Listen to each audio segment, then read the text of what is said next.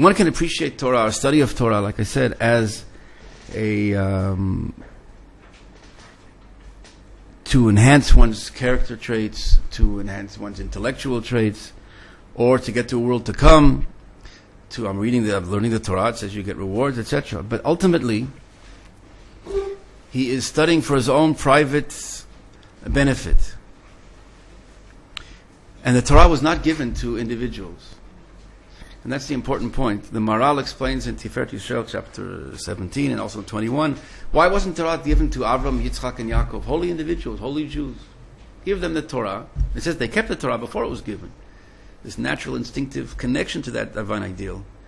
They lived without the need for the instinct, the holy, natural connection, which is implanted in us, that soul. But why weren't they given the Torah itself? The Maharal explained the Torah was not given to individuals, holy as they may be. The Torah is the soul, first and foremost, of the collective, the nation.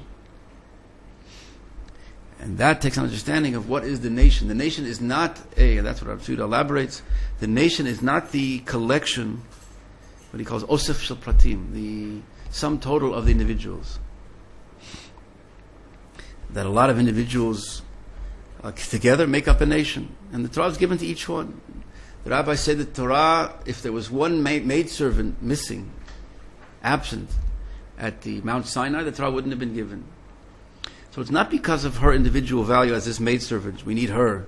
Her absence holds up the whole thing. But if one person is missing, the collective is not there. There's a collective receptacle. The address for the Torah, the divine goodness, is not some individual good. It's the total, absolute, all-encompassing. And the all-encompassing good requires the vehicle to express that and to live that in this world, in the practical world, is a nation. To be a kingdom of priests and a holy nation, it says we're supposed to be. Before we got the 10 Commandments, what is your goal? First of all, the collective goal. Right? We mentioned in the beginning of the series, Amzu Yetzarti Li, Tidati Yisapero, Yeshayahu 43, right? That I've created God says, I've created unto myself this nation to say my praise in the world. But my praise is not some individual holy Jew, rabbi, scholar, prophet. That, like the Maharal explains, a non-Jew can also. A non-Jew can, like in the last chapter in Sanhedrin, a non-Jew can also get the world to come, a place in the world to come. But every Jew has a portion to the world to come. Why? By virtue of the fact that it's connected to this collective heart, collective soul. We're branches of this tree of life, this divine tree that is planted in this world. By virtue of the fact that we're part of this tree, that's why stems our obligation and our merit and our connection to that infinite, that divine. We have an automatic, instant, inherent connection to that divine, to that future, to that olam haba, that eternal goal. Not our doing, not because of our private. It says every Jew. Every Jew, because he's a branch of that tree. However, one cuts himself off from the branch. Not so simple, but it's possible. So it says, we say in Pirkei Avot, the Rambam explains that someone who cuts himself off from the nation does not have that portion of the world to come. Even if he's religious and holy, individual holiness, me and God. And he says, what am I missing? God, after he's 120 years old, he gets up to heaven and let me in, and you look at my list of commandments and fulfillment and holiness and learning and study. They say, you can't come in. He goes, what are you? The Rambam says he has no sins. Why can't I come in?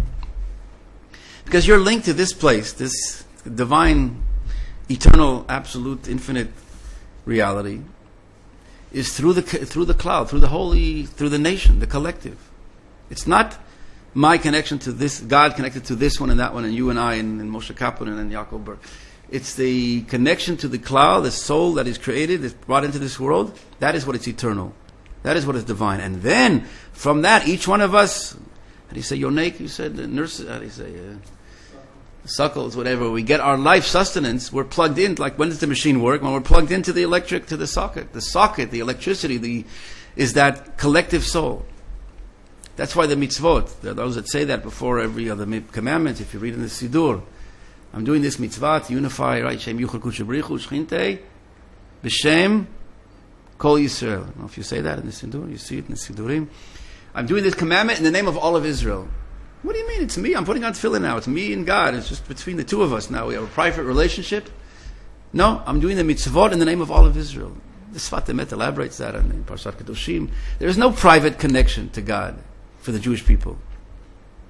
That is elaborated on the chapter 11 in Netzach Yisrael, the Maral, the distinction between the holiness of the nation, holiness of the individual. You talk about the difference between Avram and Noach. Right? Noach, a non-Jew, the seven, they have the connection, they can rise up and get close to God. But that's an individual connection. And what's the difference? That's private, that's finite, that's subjective. You're good, you get closer. You're not, you get farther. But Am Yisrael explains is not dependent on the commandments, on the mitzvot, on the sins. Nothing can disrupt that. That's an inherent divine creation. That national holiness is divine in this world, is the expression of the divine in this world.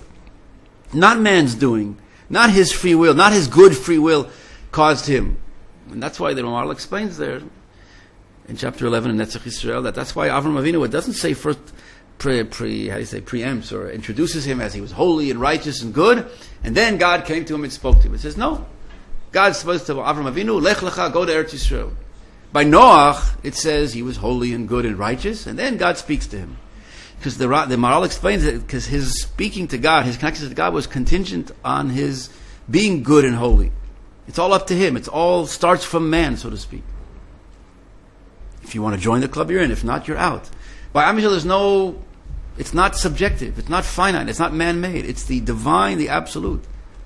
And that's why the Maral explains that by Avram it wasn't mentioned his holiness. So you shouldn't think that it was dependent on and because of his worthiness and holy. He was holy.